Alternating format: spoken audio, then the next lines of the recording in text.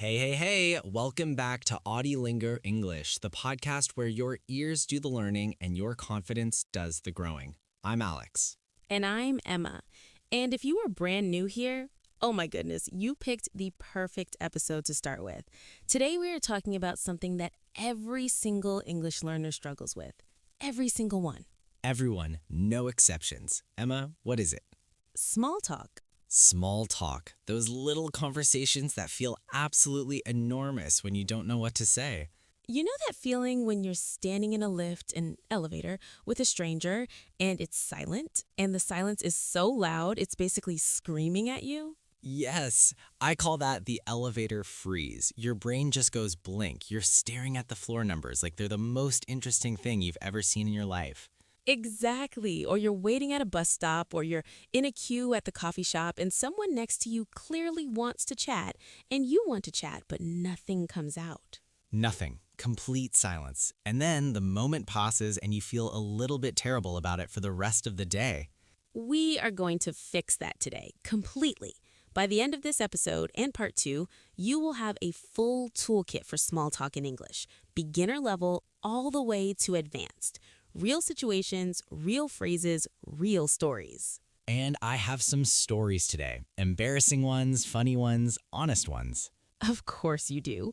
But before we jump in, friends, if you are getting value from Audiolingo English, please take 2 seconds right now, hit that subscribe button, and leave us a comment. It genuinely helps more people find us, and it means the world to our little team. And share this with one person who is learning English. Just one. Send them this episode. Learning together makes everything faster and more fun. That's actually science. It really is. Okay, Alex, let's start from the very beginning because I think a lot of people misunderstand what small talk actually is. Oh, good point. People think small talk is shallow, like it's a waste of time just talking about nothing. And that is completely wrong. Completely wrong. Small talk is actually the foundation of every important relationship you will ever build. Think about it. Before you have a deep friendship, before you trust someone, before you work with someone, before you love someone, there was a moment of small talk, a tiny conversation that opened the door. I love that. It's the door. You can't walk into a room without opening the door first.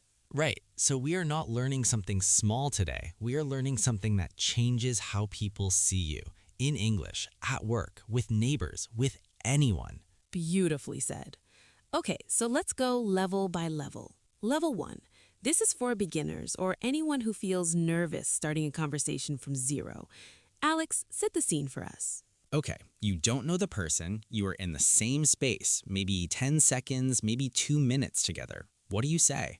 The answer is simpler than people think. You find common ground. And the easiest common ground in the world, the thing every human being on the planet shares, is the environment you are both standing in right now. The weather, the cue, the noise, whatever is happening around you, you both see it, you both feel it. So you just name it. Exactly. You don't need to be clever or funny. You just need to notice something and say it out loud in a friendly way. So if it's raining, you say, "Oh, I wasn't expecting this much rain today, were you?" And that's it. Door open. Or if the queue is long, looks like everyone decided to come here at the same time today. Small observation, big result. And here's the magic ingredient that people forget, the question tag. You notice something, and then you add a little question at the end to invite the other person in. Like, it's quite cold today, isn't it? That isn't it at the end is an invitation. It's saying, I want your opinion. I want you in this conversation. It's the difference between talking at someone and talking with someone. And that little difference changes everything. Okay, I have to tell you a story about level 1 because I actually tested this last week. Oh, I love a field test. Tell me. So I was at the supermarket. Saturday morning, the checkout queue was enormous, like 12 people, and I could feel everyone around me just getting a little bit tense. The supermarket tension, it's very real. Very real. So I turned to the woman next to me and I said, I think the whole city decided to cook today.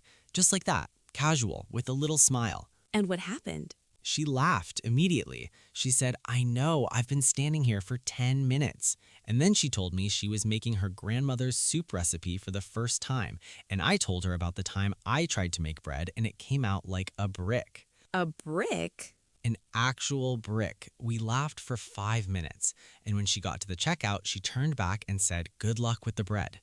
It was honestly one of the nicest moments of my week. See, this is what I mean. That conversation cost nothing. It took 30 seconds to start, and it made two people's day a little bit brighter. That is the power of level 1 small talk. And the key, as Emma said, short, friendly, about the shared environment. You are not writing an essay, you are just opening a door. Right. One sentence, one smile. That's your level 1 toolkit. Now, level 2. This is where things get interesting because now you're talking to someone you see regularly, a colleague, someone at your gym, your neighbor. You've already said hello a few times. What comes next? This is the level where most people get stuck, actually, because you feel like you've used up the small talk. You've talked about the weather 100 times. What else is there? And the answer is questions, but not just any questions, open questions. Emma is very passionate about this. I am passionate about this because it changed my conversations completely when I understood it. So here's the difference.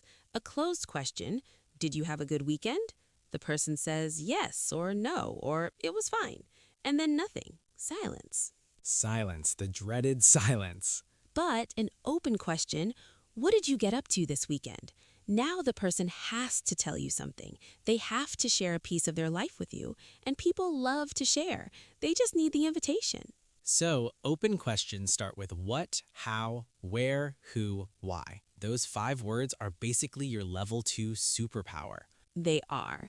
And then this is the part people miss. You actually listen to the answer, not just waiting for your turn to speak. Really listen, because inside their answer is always your next question.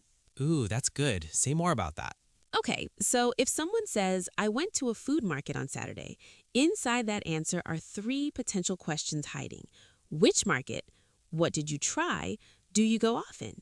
You just pick one and ask it. And suddenly you're having a real conversation that feels completely natural. I actually did this yesterday without even realizing I was doing it. See? It works without even trying once you know the pattern. I was talking to a colleague, her name is Priya, and she mentioned she'd been learning pottery on weekends. Oh, pottery. I love pottery. And I said, what made you want to start pottery? And she talked for 5 minutes. Her eyes lit up. She told me about her first attempt, how the clay went everywhere, how she made a bowl that looked like a sad potato. A sad potato bowl. And I was genuinely interested. I wasn't performing interest. I was actually curious. And I think that came through. At the end, she said, no one ever asks me about it. It was nice to talk about something I love. That hit me right in the chest. No one ever asks. And that's the thing about level 2. You don't just make conversation, you make people feel seen. And when you make someone feel seen in any language, they remember you, they trust you, they want to talk to you again. Which brings us perfectly, actually, to something I want to ask our listeners. Emma, before we get to level 3 in part 2, what's the one piece of advice you'd give someone who feels embarrassed about their English and small talk? One piece. Okay, I'd say this. The person you're talking to is not judging your grammar. They are feeling the energy you bring. A warm smile, a genuine question, an honest attempt that communicates more than perfect sentences ever could. Say that again because I want everyone to really hear that. Your energy speaks louder than your grammar. Always. That's going on a poster. That's a tattoo. I'm serious. And on the flip side, if you don't understand a word someone says, just ask. Politely, directly. Sorry, what does that mean? People are almost always happy to explain. It actually makes them feel good that you're listening closely enough to want to understand. It shows respect. It shows you're paying attention. It's a good thing, not an embarrassing thing. Completely. Okay, friends, that is part 1 of our deep dive into the art of small talk here on AudioLingo English. We have covered what small talk really is and why it matters way more than people think. We covered level 1, how to start a conversation from zero using your environment and those magic little question tags. And level 2, open questions, the art of really listening, and how following up with curiosity turns a 5-second exchange into a real human connection. In part 2, we're going to level 3, which is honestly where the magic happens. We'll talk about how to share your own opinions in a natural way, how to handle awkward moments without panicking. Alex has a story. And we're covering the polite exit so you always know how to end a conversation with grace. No more awkward standing. No more slow backing away. No more slow backing away. We've all done it. We really have. So make sure you are subscribed to Audiolingo English so part 2 lands straight in your feed. And while you're waiting, go try one thing from today. Just one. Find a moment, start with the environment, say something simple, and see what happens. You might be surprised. You will be surprised. All right, we'll see you in part 2. I'm Alex. I'm Emma. And this is Audiolingo English, where every conversation is a step